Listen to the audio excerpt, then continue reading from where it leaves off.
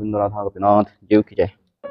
जय स्मृतिपाद पद्म परिव्राजक आचार्य तिरंगी स्वामी ओम विष्णुपाद अष्टोत्तर शत शिष्यमाद भक्ति विजय वैष्णव स्वामी गुरु महाराज जी की जय।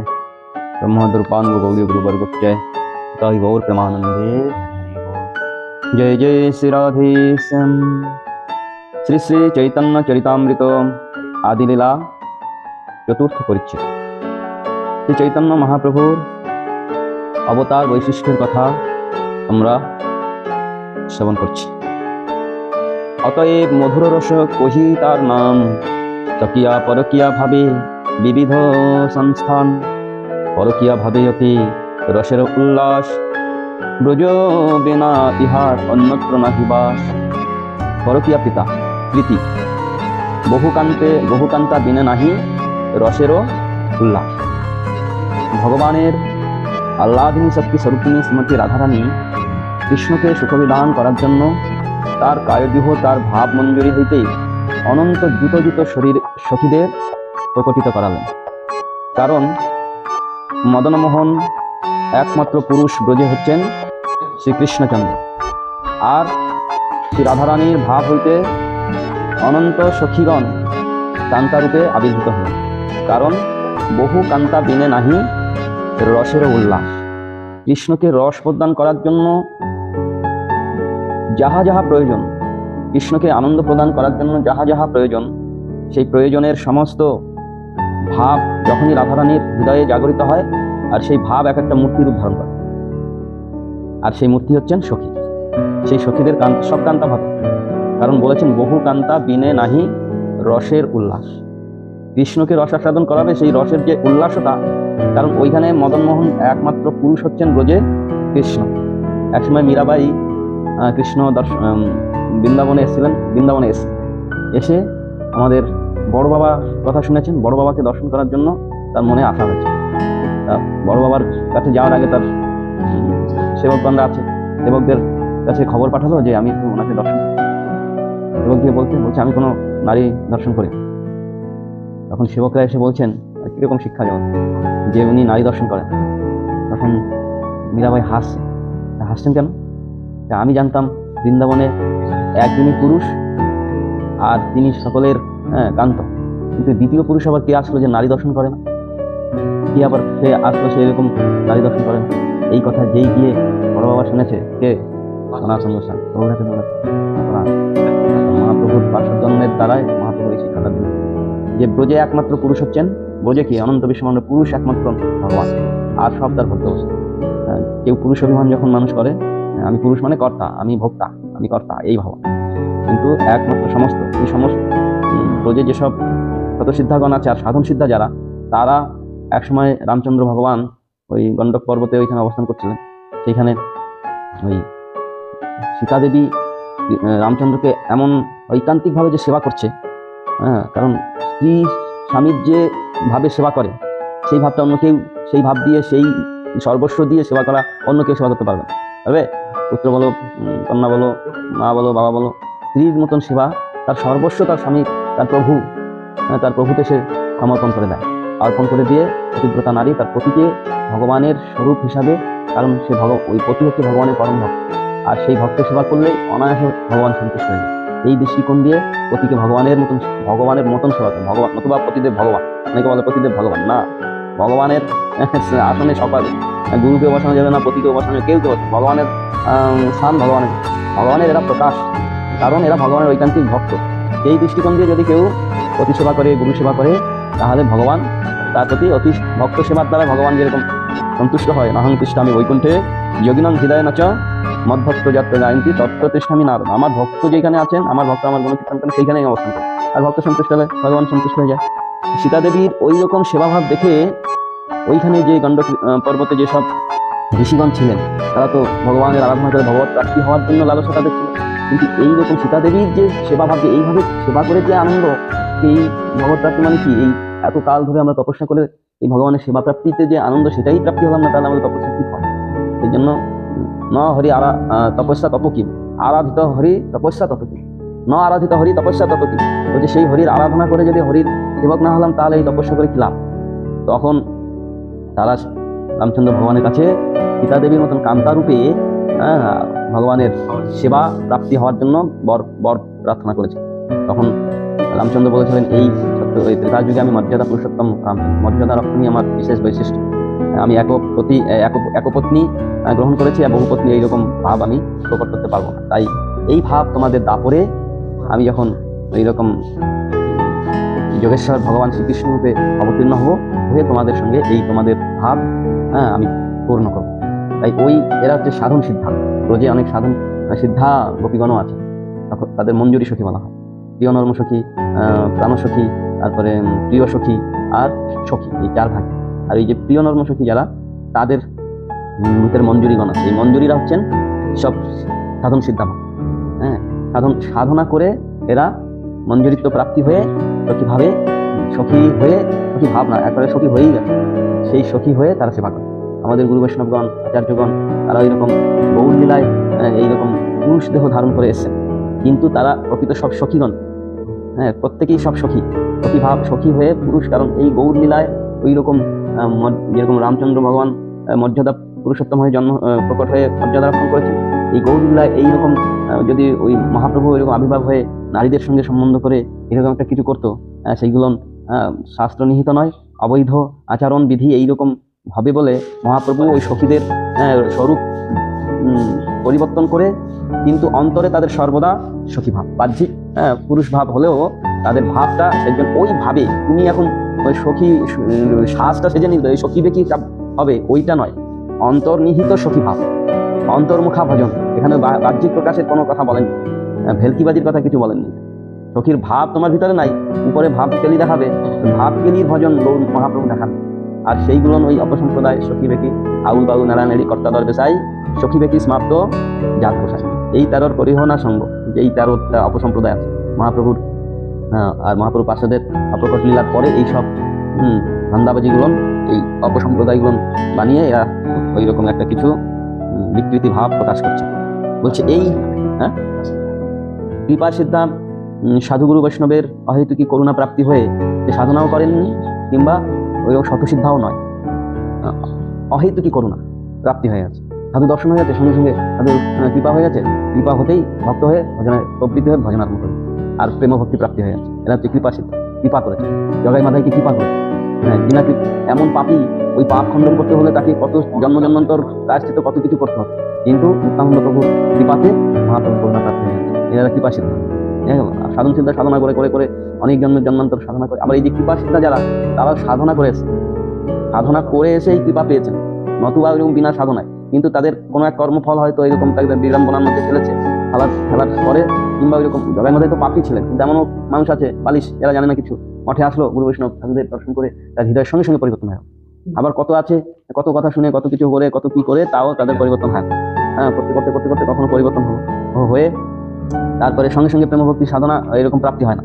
অনেক সাধনা করার পর তারপরে অনর্থন দূরীভূত হওয়ার পরে ভগবানের কৃপা আশীর্বাদ গুরুদেবের করুণায় সে সিদ্ধিত্ব প্রাপ্তি হয়। সেটা সাধন সিদ্ধা। কৃপা সিদ্ধা মানে গুরু বৈষ্ণবের দর্শন হওয়া মাত্রই তার ভিতরে প্রেমের উদয় হয়ে আছে। ওই যে এরকম মহাপ্রভুকে স্পর্শ করতে জেলেটা তার কৃষ্ণ প্রেম প্রাপ্তি হয়ে গেছে। তো কি সাধনা করেছিল, না তপস্যা করেছিল, না কি করেছিল মহাপ্রভুর দর্শন। এরকম মহাপ্রভুর দর্শনে অনেকে এরকম কৃপা প্রাপ্তি হয়েছে, যাদের কোনো সাধন ভজন কিচ্ছু নাই। মহাপ্রভু যখন এরকম রাস্তা দিয়ে চলে যেতেন, মহাপ্রভুর দর্শনে কৃষ্ণপ্রেম, মহাপ্রভুর কথা শ্রবণে, মহাপ্রভুর চরণের ধুলাতে, বালেশ্বর ওই সব রাস্তা দিয়ে গেছেন, দেখুন ওই দিকে সব বৈষ্ণব, ম্যাক্সিমাম বৈষ্ণব ভাব। কারণ সব মহাপ্রভুর ওই ঝাড়িখন যে রাস্তা দিয়ে মহাপ্রভু গেছেন, যেখানে গেছেন সেইখানে সব ভক্ত হয়ে আছে, তাদের বংশ পরম্পরা অনুসারে ভক্ত হয়ে চলছে। এইগুলো হচ্ছে কৃপা। সেই কথা বলছেন যে পরকীয়া ভাব যে একমাত্র শুদ্ধ নির্মল ওই ব্রজেই, অন্য কোথায় নয়। সেই এখানে বলছে পরকীয়া ভাবে অতি রসের উল্লাস, ব্রজ বিনা ইহার অন্যত্র নাহি বাস। এই ব্রজে ছাড়া তুমি এই জগতে কি, দ্বারকাতে, মথুরাতে, ওইখানে কিন্তু পরকীয়া প্রীতি নাই। কৃষ্ণ দ্বারকায় যখন আসলেন, সেইখানে নিজের বউদের ছেড়ে দিয়ে অন্য স্ত্রীর সঙ্গে গিয়ে সম্বন্ধ করে, বুঝে। কিন্তু এটা ব্রজে, এটা পূর্ণ শুদ্ধত্ব, কারণ ওইখানে ব্রজে পরকীয়াই নাই। পরকীয়া ভাবের কথা বলছে, পরকীয়া কে সেখানে? সব তো সে রাধারানীরই অংশ। রাধারানীকে কেন্দ্র করে পরকীয়া ভাবের কথা বলছে। রাধারানীকে কৃষ্ণ ভালোবাসে, রাধারানীকে ছেড়ে যদি আরেকজনকে ভালোবাসে তাহলে পরকীয়া। রাধারানীকে ছেড়ে যাকে ভালো, সেই তো রাধারানীর অংশ, তাহলে পরকীয়া আসলো। কিন্তু ওইখানে রসের উল্লাসাত্মার জন্য সেইখানে ওই লাদিনী শক্তির ভাব সঞ্চারণ হয়ে ওই একটা ভাবের তরঙ্গ সেখানে প্রবাহিত হয়, নাহলে তো রাস মানে লীলা হবে না, হ্যাঁ, রসের বিস্তার হবে না। রাস মানে কি? রস বিস্তার ইতিযশ হয়, এবার রাস, যেখানে রসের বিস্তার হয়, পূর্ণ বিস্তার। হ্যাঁ, রস মানে আনন্দ, কৃষ্ণ আনন্দ, কৃষ্ণ প্রীতির জন্য, কৃষ্ণকে সুখী করার জন্য যেখানে পূর্ণ বিস্তার, রসের বিস্তার হয়, সেইটা হচ্ছে রাস। আর সেই রাসের পূর্ণ প্রকাশ, রসের পূর্ণ প্রকাশ রাসেই। আর সেখানে যাহা দরকার সবকিছু করা হয়। হ্যাঁ, সেই কথা এখানে বলছে, মাধুর্য রস একমাত্র ব্রজে ছাড়া অন্যত্র পূর্ণ প্রকাশ হয় না। আমরা সেই পরের কথা এখন শুনি। শৃঙ্গার রসের সর্বাপেক্ষা অধিক মাধুরী বলিয়া শৃঙ্গার রসের মাধুর্যের পর্যবাসন বলিয়া শৃঙ্গার রসকে মধুর রস বলে।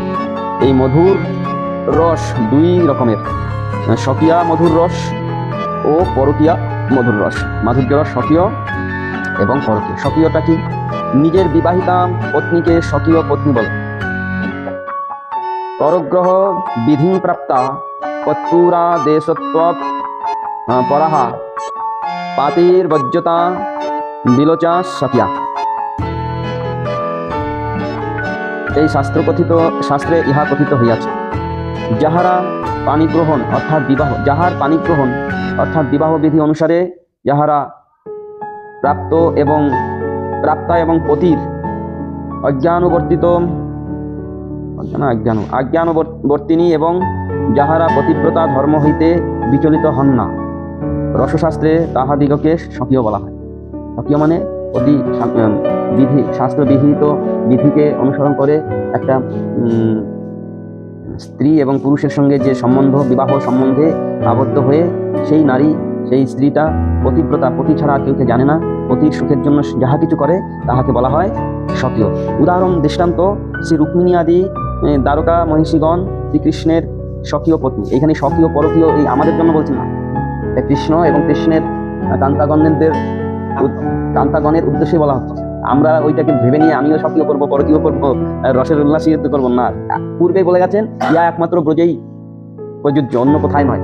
ভগবানের কাছেই প্রযোজ্য, অন্য কোথায় নয়। তাহলে রসগত বিচারে রসাভাস দোষ এবং যত প্রকার বিঘ্ন, যত প্রকার আমাদের অপরাধ এসে উপস্থিত, মানে পতন হয়ে যায়, পতন তথা হবে একমাত্র। সেজন্য বলছেন না যে ভগবানের কার্যকে, ভগবান যেটা বলছেন সেইটা শুনে চলো, ভগবানকে অনুকরণ করতে যাও। হ্যাঁ, ভগবান 16,108টা বিয়ে করেছে, রাস করছে, আমি করলে কি? এইগুলো যারা মনে করে ভগবান গিরিরাজ গোবর্ধন পর্বত কিনে আঙুলে ধারণ করেছিল, তুই একটু করে দেখ না, তোর এত সামর্থ্যবান পুরুষ, ওইটা এতে সামর্থ্য দেখা না। হ্যাঁ, ওইরকম মহাভারত যুদ্ধ রচনা করেছে, তুই একটু করে দেখা না, এতে সামর্থ্য দেখাতে পারছো না। তুমি ভগবান রাসলীলা করছে, এই করছে, ভগবানের সঙ্গে নিজেকে সমান। অনন্ত বিশ্ব ব্রহ্মাণ্ড যার একটা দৃষ্টি ভুকুটিতেই প্রলয় হয়ে যায়, সেই ভগবানের সঙ্গে নিজেকে সমান করে তারা ওইরকম যত সব কুস্তিত এখন এই জ্ঞানগুলো বেরিয়েছে না। ভগবান কৃষ্ণ যদি করে রাসলীলা, তাতে কি? আমি করলে তাতে দোষ নেই, আমি করলে তাতে দোষ, কত কিছু। হ্যাঁ, কৃষ্ণ করলে লীলা, আমরা করলে কি বলে? হ্যাঁ, মানে এমন সব অপদার্থ কুস্তিত ভাবনার দ্বারায় এইরকম চিন্তাধারাই আসে। কারণ এরা তো ভজন করে না, এরা ভোগী। সেই জন্য নিজের ভোগ পিতার্থে তারা সব ওইরকম ভগবানকে ওইরকম জায়গায় নিয়ে আসতে পারে, কিন্তু তার দ্বারা কার কি হবে? নিজেরই পতন ছাড়া কিছু হবে না। বলছে এই স্বকীয় শ্রীকৃষ্ণের স্বকীয় পত্নী তারা দ্বারকার মহিষীগণ, তারা কৃষ্ণ ছাড়া আর কিছু জানেন না। কৃষ্ণকে ছাড়া মানে পতিব্রতা ব্রততে তারা কৃষ্ণ তাদের প্রাণ। যজ্ঞাদি অনুষ্ঠান পূর্বক তিনি তাহাদিগকে যথাবিধি বিবাহ করিয়াছেন। অপ্রকট লীলায় কেবলমাত্র অভিমানবশত তাহাদের স্বকীয়ত্ব, অর্থাৎ তাহারা কৃষ্ণের স্বকীয়া কান্তা, এই অভিমানী তাহারা অনাদিকাল হইতে মনে পোষণ করিয়াছে। তাদের অন্য কোনো আর ভাব আছে না, আসবেই না। অনাদিকাল হইতে স্বকীয় কৃষ্ণ আমার পতি, আর তাছাড়া আমি কিছু জানি। এই হচ্ছে স্বকীয় ভাব। ঠিক আছে? এইগুলো কাদের বলছে? দ্বারকা যে মহিষীগণ, রুক্মিণী আদি মহিষীগণ, তাদের। বৈকুণ্ঠে লক্ষ্মীগণেরও স্বকীয় ভাব। বৈকুণ্ঠে যে লক্ষ্মী নারায়ণের সেবায় সমস্ত লক্ষ্মী দেবী, বৈকুণ্ঠ মানে একটা বৈকুণ্ঠ, অনন্ত বৈকুণ্ঠ আছে। অনন্ত বৈকুণ্ঠতে অনন্ত বিষ্ণু আছে, অনন্ত বিষ্ণু পদ দেশেই লক্ষ্মী দেবী বাস। হ্যাঁ, এর জন্য লক্ষ্মী দেবীর ওই রকম, নারায়ণ ছাড়া তার কিচ্ছু জানে। যে সকল স্ত্রী ইহলোক ও পরলোক সম্বন্ধীয়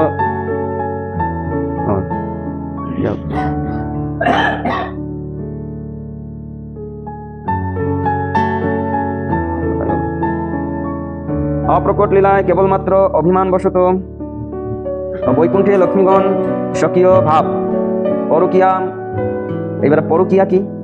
পরকিয়া অর্থাৎ রাগে নৈবার পিতাত্মান লোক যুগ্মান পেক্ষিণ ধর্মান স্বীকৃতা যাস্তু পরকিয়া ভবস্তিব্দা। পরকিয়া কি? শাস্ত্র দৃষ্টান্ত দিয়ে বলছেন, যে সকল স্ত্রী ইহলোক ও পরলোক সম্বন্ধীয় ধর্মের অপেক্ষা না করিয়া আসক্তিবশত পরপুরুষের প্রতি আত্মসমর্পণ করে এবং যাহাদিগকে বিবাহবিধি অনুসারে পত্নীরূপে স্বীকার করা হয় নাই, তাহারা পরকিয়া। পরকিয়া বোঝা গেল? হ্যাঁ, এখানে উদাহরণ কি দিচ্ছে? কৃষ্ণ বল্লভা ব্রজের প্রকট লীলায় শ্রী রাধিকাদি ব্রজদেবীগণ শ্রীকৃষ্ণের পক্ষে পরকিয়া কান্তা। কারণ প্রকট লীলায় শ্রীকৃষ্ণ তাহাদিগকে বিবাহবিধি অনুসারে পত্নীরূপে অঙ্গীকার না করাই অনুরাগ বশত তাহাদের সহিত মিলিত হইয়াছিলেন। ব্রজে যখন রাসে কৃষ্ণ বংশীধ্বনির দ্বারায় সমস্ত সখীদের আহ্বান করছেন, সর্বশ্রেষ্ঠ শ্রীমতী রাধারানী, তাদের পরিবার ছিল, কৃষ্ণের সঙ্গে বিবাহ হয়নি তখন, এটা প্রকট লীলায়, মানে এই ভৌম লীলায়।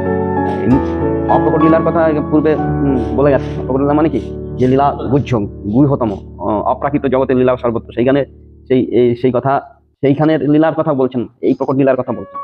এইখানে কৃষ্ণের সঙ্গে যত ব্রজ লালানাগণ বিবাহ বন্ধন হয়েছিল কি, যখন কৃষ্ণ বংশীধ্বনি করে তাদের প্রেম বাসনা পূর্ণার্থে বংশীধ্বনি করলেন, সকল রকম সামাজিক পারিবারিক দেশাচার সব কিছু ভুলে গিয়ে তারা সব ছেড়ে দিয়ে চলে এসেছে। কৃষ্ণ বলছেন, আরে তোমাদের পতিরা ঘরে আছে, তোমরা সব কিছু ছেড়ে দিয়ে এই মধ্যরাত্রে আমার কাছে চলে এসছো। তো এই জগতের এই দেহের সম্বন্ধ ওই জগতের সঙ্গে, কিন্তু এই দেহ অভ্যন্তর যে আত্মা, এই আত্মা তো প্রভু তোমার চরণে সমর্পিত, তুমি সব কিছু। এই ভাবনায় তিনি হচ্ছেন জগৎপতি, আর এরা হচ্ছে এই দেহের প্রতি। এইসব অনেক গূঢ় রহস্য কথা এখানে বলেছেন। কারণ এই পরকীয়া ভাবের প্রীতি একমাত্র ব্রজ ছাড়া কোথায় পূর্ণ পরিপ্রকাশ হয় না। আর কোথায় এইগুলো, এই অন্য জায়গায় সব দোষই দোষ, কিন্তু সেখানে পূর্ণ দোষ রহিত, নির্মল, শুদ্ধ, উজ্জ্বল কৃষ্ণ প্রেম রস। কৃষ্ণ একমাত্র পুরুষ, আর সমস্ত কৃষ্ণের কান্তাগণ। সেই জন্য এইসব দৃষ্টিকোণ দিয়ে বিচার করলে এই যে পরকীয়া ভাব, ইহা রসের পূর্ণ পরিপ্রকাশের রাধারানীরই ভাব। কারণ ওই প্রীতি ভাবটা এত গাঢ় হয় যে অন্য সেতে হয় না, অন্যতায় হয় না। সেখানে মর্যাদা, সম্ভ্রমতা, মর্যাদা চলে আসে। কিন্তু যখন ওই দেখবেন এই জগতেও উদাহরণ দিতে হয়, বিবাহের পূর্বে যদি কোনো একটা ছেলে একটা মেয়ের সঙ্গে ভালোবাসাবাসি হয়, তখন যে তাদের মানে যে প্রীতি গাঢ় ভালোবাসাটা, বিবাহের পরে কিন্তু সেই প্রীতি গাঢ়তা আর থাকে না, বিবাহের পূর্বে যতটা থাকে। সেই ভাবটাকেই পূর্ণরূপে সেই গাঢ়ত্ব পরিপ্রকাশ করার জন্যই পরকীয়া ভাবের প্রকাশ এখানে। অন্য দেশে এই জগতের কোনো ভাবনা নিয়ে যদি বিচার করতে যাই, তাহলে দোষই দোষ। এর জন্য এইসব বিষয় আলোচনা করতে হলেও অধিকারের প্রয়োজন আছে। অধিকার না লোভিয়া যদি এইসব বিষয়ে শোভনের অধিকার দরকার আছে, না হলে ওইরকম কুৎসিত বিকৃতি ভাব নিয়ে চলে আসবে, বিকৃতি ভাবে, বিকৃতি চিন্তাধারায় এইগুলো সব। এই জন্য এইগুলো রসিকা ভুবি ভাবুকা, যারা রসিক ভাবুক অর্থাৎ ভজন করতে করতে তারা সেই অনর্থ মুক্ত হয়ে পূর্ণ শুদ্ধ নির্মল উজ্জ্বল ভাবনায় যারা অবস্থিত করে, তাদের জন্যই এইগুলো সব। কিন্তু আমাদের পর্যায়ক্রমে আমরা শ্রবণ করছি, এখন শুনতে হবে আমাদের, অধিকার না থাকলেও। যাই হোক,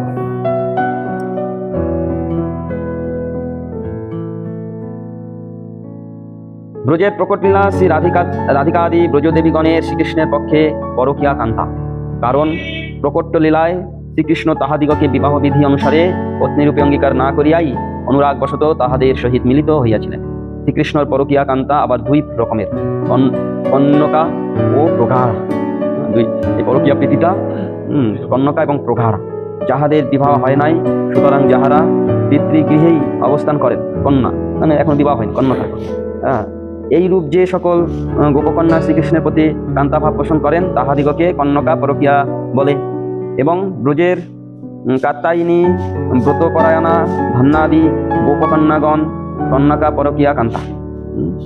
আর অন্য গোপের সহিত যাহাদের বিবাহ হইয়াছে, আর অন্য যারা গোপের মানে গোপী আর গোপ তাদের সঙ্গে যাদের বিবাহ হয়ে গেছে বলিয়া সকলের প্রতীতি, কিন্তু প্রতিসঙ্গ না করিয়া যাহারা শ্রীকৃষ্ণের সহিত সম্ভোগের নিমিত্তই লালসাবতী, তাহাদিগের প্রগাঢ়া কান্তা বলা হয়। প্রগাঢ়া না না পরোঢ়া পরোঢ়া কান্তা। মীরাবাই তো তাহলে অসতী, মীরাবাই অসতী। মীরাবাই তার পত্নীকে রানা প্রতাপকে ছেড়ে দিয়ে বাস কৃষ্ণ মেরে তো গিরিধারী গোপাল দুসরা আর কহি নেই, বাস গিরিধারী তার সব। ভগবানকে যে আপন করতে পেরেছে, এখানে কোনো ওই আমার এই জগৎ জাগতিক পতি। দেখুন এই মায়েরা কৃষ্ণকে ভালোবাসে, তাহলে মায়েদের তো পতি আছে, কৃষ্ণকে আবার পতিরূপে ভালোবাসে। হ্যাঁ, তাহলে তো এখানে সব মায়েরা সব কি কুলাটা পরকীয়া প্রীতি করছে। হ্যাঁ, কৃষ্ণ তিনি জগৎপতি, তিনি সকলের প্রতি। হ্যাঁ, আমরাই লিঙ্গ ভেদ করি, আমি পুরুষ আমি স্ত্রী, এই জগতের এই লিঙ্গ ভেদ। কিন্তু ভগবানের জগতে সেখানে একমাত্র পুরুষ হচ্ছেন ভগবান, আর সব তার কাম, সব তার ভোগ্য। এই দৃষ্টিকোণ দিয়ে সাধারণ বিচার করলে সাধারণভাবে এইটাই আমাদের বলছে। বলা বাহুল্য এই প্রৌঢ়া ব্রজসুন্দরী দিগের কখনো সন্তানাদি জন্ম হয় নাই। তাদের কোনো, যারা ওই প্রৌঢ়া ভাবে কৃষ্ণ মানে বিবাহের পরে কৃষ্ণের সঙ্গে মিলিত হয়েছে, তাদের কোনো সন্তানাদি জন্ম হয়। আর সন্তানাদি যাদের জন্ম হয়েছে তারা বাৎসল্য রসের ভক্ত সব। হ্যাঁ, সুদাম সিদাম সখাদের যেসব মায়েরা, তারা কৃষ্ণকে বাৎসল্য রসে ভালোবাসে। কিন্তু যারা প্রতি বিবাহ করার পরে কৃষ্ণকে কান্তারূপে, তাদের কোনো সন্তানাদি, কারণ তাদের ওই দেহটাও কৃষ্ণতেই সমর্পিত, তাদের কায় ও মনোবাক্য, সেজন্য ওই পুরুষগুলো তাদের সঙ্গ করতে পারতেন না। তাদের মধ্যে সেই ভাবও আসতো না, কারণ জানে এরা সব আমরা কৃষ্ণেরই ভোগ্য বস্তু। এর জন্য কৃষ্ণের ভোগ্য বস্তু, এটা কৃষ্ণের ভোগ্য বস্তু, আমি ভোগ করবো কি করে? যে ওই গোপগণ, তারাও তো কৃষ্ণের ভোগ্য বস্তু। ওইখানে ব্রজের প্রত্যেক ধূলিকণাই কৃষ্ণের ভোগ্য বস্তু। সেইখানে কেউ ওই গোপগণ কৃষ্ণের সুখবিধান জন্য গোপ রূপ ধারণ করেছেন। হ্যাঁ, ওই বললাম না, ওই লাঠিটাও কৃষ্ণকে তাড়াচ্ছে যষ্টি হস্তে যশোদামা, ওই লাঠিটাও হ্যাঁ ওই রকম রাধারানীর ভাবের মূর্তি, চিন্ময় বস্তু, লাঠি রূপ ধারণ করে কৃষ্ণ সেবা করে। তা এইরকম যোগমায়ার প্রভাবে তাহাদের কখনো পুষ্পোদ্গমনও হয় নাই। সব যোগমায়ার রাধারানীর আহ্লাদিনী শক্তি স্বরূপিনী রাধারানীর শক্তির প্রভাবে এই ভাবগুলো তাদের মধ্যে ওই রকম কৃষ্ণ প্রীতিবিধানের সমস্ত ভাবনা এইখানে উত্তর বৃদ্ধি হতে থাকে। সেই ব্রজ ভাবের মধ্যে প্রবেশ না করলে এই অনুভবের মধ্যে আসতে পারে। ও গোপৈ বুড়া অপি হরে সদা সম্ভোগ লালসা প্রৌঢ়া অর্থাৎ পল্লভাস্তম ব্রজ নার্য প্রসূতিকা। কৃষ্ণ বল্লভা শাস্ত্রে গ্রন্থে এই কথা বলা হয়েছে। শ্রী রাধিকাদি গোপ বধূগণ শ্রীকৃষ্ণের পরকীয়া কান্তা প্রকট লীলা। স্বকীয়া কান্তাদিগের প্রেমময়ী সেবায় শ্রীকৃষ্ণ যে রস আস্বাদন করেন তাহার নাম স্বকীয় মধুর রস। আর পরকীয়া কান্তা দিগের প্রেমময়ী সেবার তিনি যে রস আস্বাদন করেন তাহার নাম পরকীয়া মধুর রস। যা হলো স্বকীয়া এবং পরকীয়া কাকে বলে, আবার শুনি। স্বকীয় কান্তাদিগের প্রেমময়ী সেবায় শ্রীকৃষ্ণ যে রস আস্বাদন করে তাহার নাম স্বকীয় মধুর রস। আর পরকীয়া কান্তাদিগের প্রেমময়ী সেবায় তিনি যে রস আস্বাদন করে তাহার নাম পরকীয়া মধুর রস। ব্রজে সমস্ত স্বকীয় পরকীয় যা কিছু আছে সব ব্রজে পূর্ণ পরিপ্রকাশ, কিন্তু অন্যত্র রসের বিচার। অন্যত্র যখন দ্বারকায় চলে গেছে, সেখানেও মা বাবা আছেন কে? সেখানে দেবকী এবং বসুদেব কৃষ্ণকে ভগবানের মতনই মানে পুত্র হলেও ওই কৃষ্ণ আমাদের ভগবান পুত্ররূপে এসছে, সেইখানে যে বাৎসল্য রস। আর ব্রজের যশোদামার নন্দ মহারাজের বাৎসল্য রস। উদ্ধব মহারাজ যখন গিয়ে নন্দ মহারাজকে বলছে, আরে আপনারা শোক করছেন, কেন শোক করছেন, কিসের শোক? অনন্ত প্রতি বিশ্ব ব্রহ্মাণ্ডের যিনি অধীশ্বর ভগবান, পূর্ণ ঐশ্বর্য ভগবান আপনাদের পুত্ররূপে আপনাদের কাছে এসছে। ভগবানকে পুত্ররূপে পেয়ে শোক করে নাকি? ভগবান যেখানে আছে সেখানে শোক আছে? অশোক অভয় তিনি, কিসের শোক? তখন আরো জোরে জোরে কান্না করছে। আরে এত কথা বলে বোঝানোর পরেও কি এরা বোঝে না? তখন আপনি আবার কান্না করছেন। উদ্ধব, আমি জানতাম তুমি বৃহস্পতির শিষ্য, বড় মহাপণ্ডিত, কিন্তু তোমার এই মূর্খ আলাপ শুনে আমার হৃদয়টা আরো বিদারিত। কেন? আগে তো জানতাম আমার পুত্রকে হারিয়েছি, এখন তুমি আমাকে বললে আমার পুত্র নাকি ভগবান। আমি পুত্রকেও হারিয়েছি আর ভগবানকেও হারিয়েছি। এইরকম তাদের প্রধান যশোদামা তো কখনো ভাবতেই পারে না যে আমার পুত্র ভগবান। ঐশ্বর্য প্রকাশ করতে গিয়ে মাটি খেয়েছিল, হাতে আ করেছে, আর দেখে অনন্ত বিশ্ব ব্রহ্মাণ্ড সব কিছু ভগবানের মুখে গহরের মুখে। তুই দেখে অচেতন পড়ে শাস্ত্রে গোবর নিয়ে আসছে, গরু চানা নিয়ে আসছে, ব্রাহ্মণদের ডাকছে, ভাই আমার কৃষ্ণকে ভূতে লেগেছে। কি হচ্ছে? ঝাড়াচ্ছে, ফুকাচ্ছে, করছে। যোগমায়ার প্রভাবে, লাভিনী শক্তির প্রভাবে ওইখানে ঐশ্বর্যের কোনো প্রকাশ হয় না। ঐশ্বর্যের প্রকাশ হলে ছেলেকে ভগবানের আসনে বসে পুজো করবে, তার চরণে হাত দেবে, তাকে তুন করবে, এইসব তাহলে বাৎসল্য রস এখানে আস্বাদন হবে? এই ব্রজে ওইখানে ঐশ্বর্যের কোনো লেশ মাত্র প্রকাশ ওইখানে হয় না।